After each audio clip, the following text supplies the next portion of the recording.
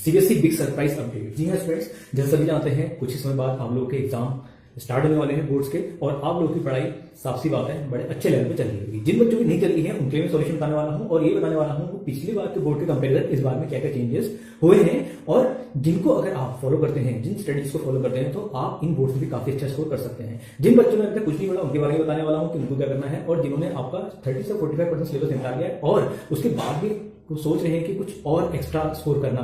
देखिए यहाँ पे स्टूडेंट्स अलग अलग उस कैटेगरी में होते हैं। सबसे पहले तो वो स्टूडेंट्स होते हैं जो आपका अपना सिलेबस पूरा कर लेते हैं, ठीक है। उनका मोटिव ये होता है कि बेस्ट से बेस्ट स्कोर कर लें और अच्छा एक बोर्ड में, क्योंकि बोर्ड एक ऐसा एग्जाम होता है जिसकी जो मार्कशीट होती है आपकी लाइफ टाइम साथ देती है। कहीं भी आप जाएंगे, कहीं किसी इंटरव्यू बैठेंगे तो बोर्ड की मार्कशीट आपको हमेशा लगानी है। इवन आपके कोई भी एंट्रेंस एग्जामिनेशन हो, चाहे कॉम्पिटिशन के एंट्रेंस एग्जामिनेशन हो, तो वहां पे आपकी बोर्ड की जो मार्कशीट होती है हमेशा मैटर करती है, ठीक है। तो मैं बात करने वाला हूँ कि स्ट्रेटजी की, दूसरे आपको कैसे पेपर अटेंड करना है, ठीक है। तो आप लोगों की पढ़ाई ऑब्वियसली बहुत जोरों शोरों में चली होगी, ठीक है। और बहुत से स्टूडेंट तो ऐसे भी होंगे जो आपका सिलेबस कंप्लीट करके स्ट्रेस लेके बैठे होंगे, ठीक है। तो स्ट्रेस नहीं लेना है, जो मैं बता रहा हूँ उनको फॉलो करना है, ठीक है।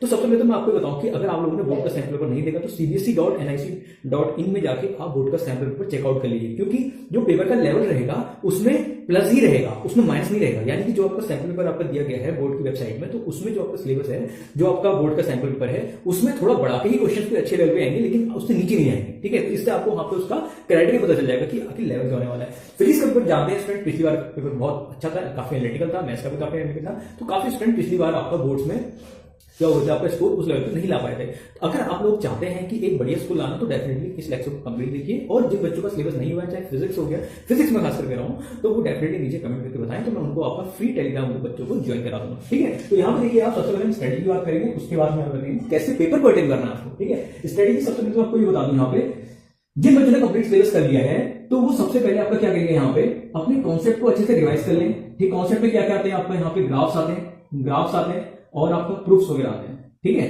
इनका आप एक छोटी सी माइक्रो क्या कहते हैं आपका एक कॉन्सेप्चुअल फाइल पिकअप कर लीजिए, अर्ली मॉर्निंग में उठ के उसको रिवाइज कर लीजिए, किसको, ग्राफ को और प्रूफ के रिजल्ट्स को, ठीक है। अब बात करते हैं कि प्रूफ को कैसे करना है। प्रूफ को करने के लिए आपको क्या करना है, एक ब्लैंक नोटबुक लेनी है। ब्लैंक नोटबुक में आपको क्या करना है, अर्ली मॉर्निंग जब भी आप उठते हैं फ्रेश होकर मेडिटेशन करके, ठीक है। मेडिटेशन एक्सरसाइज बहुत जरूरी है, ठीक है। अगर आपको स्ट्रेस लेवल रिड्यूस करना है तो डेफिनेटली आपको क्या करना पड़ेगा, वहां पे आपको अच्छे से मेडिटेशन विद एक्सरसाइज करनी है, जिससे आप एक बढ़िया स्कोर ला पाए।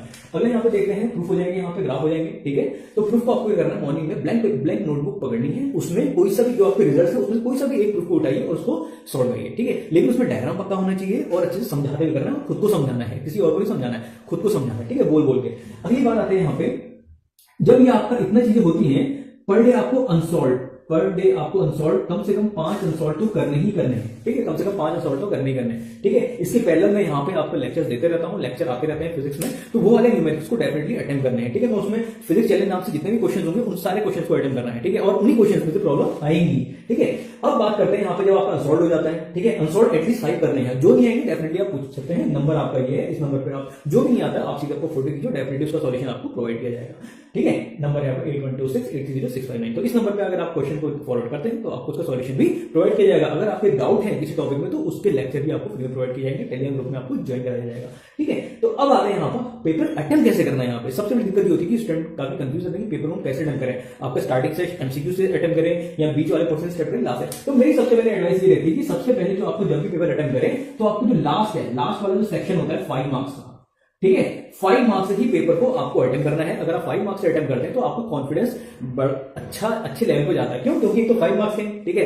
दूसरी चीज, आप अगर उसको अच्छे टाइम देके कुछ सजाते हुए करते हैं तो आपको फुल में से फुल तो मार्क्स मिलेगी और आपका एक बेटर स्कोर निकल के आता है, ठीक है। अब स्टूडेंट क्या करते हैं, एमसीक्यू में ज्यादा टाइम लगा देते हैं और वहां पे आपको ये वाली आपको 5 मार्क्स और 3 मार्क्स की प्रॉब्लम्स नहीं हो पाती है, ठीक है। तो पेपर एनालिटिकल होना है, फिर से कह रहा हूं, बहुत अच्छा लेवल आएगा। इसलिए यहाँ पे सबसे पहले आपको 5 मार्क्स अटेम्प्ट करना है, क्योंकि इस वाले सेक्शन में आपका न्यूमेरिकल डेरिवेशन सेक्शन भी होता है, ठीक है। तो डेरिवेशन और न्यूमेरिकल आप अच्छे से कर लेते हैं तो आपको वहां पे मार्क्स के कटने के बहुत कम चांसेस होते हैं। अब बात आती है कि अटेम्प्ट कैसे करना है। अगर आपका एक्स मार्क्स का डिस्ट्रीब्यूशन दे दी है, उसके अकॉर्डिंग आपको करना है। अगर आपका एक्स मार्क्स का पेपर यहाँ पे आता है, एक्स मार्क्स का कोई भी क्वेश्चन आपका दिया हुआ है, तो नंबर ऑफ लाइंस कितनी होंगी, 2x, ठीक है। इस रिलेशन को माइंड में बैठा लीजिए। अगर एक्स मार्क्स का यहाँ पे प्रॉब्लम होगी तो आपको क्या करना है, 2x लाइंस एटलीस्ट लिखनी है। उसमें आपको क्या करना है, आपको डायग्राम अटैच करना है, उसके पहले वहां पे ग्राफ भी अटैच करना है। अगर आपकी इतनी चीजें हो जाती हैं तो डेफिनेटली आप एक बढ़िया स्कोर कर पाएंगे। अगर आप लोगों को फिजिक्स के नोट चाहिए, कुछ भी चाहिए, तो इस नंबर पे आप मैसेज करिए, आप लोगों को नोट भी फ्री में प्रोवाइड कराए जाएंगे, ठीक है। और कोई भी डाउट है, कोई भी न्यूमेरिकल्स के रिगार्डिंग कोई भी दिक्कत है, डेफिनेटली यहाँ पे आप इस नंबर पे कॉन्टेक्ट कर सकते हैं।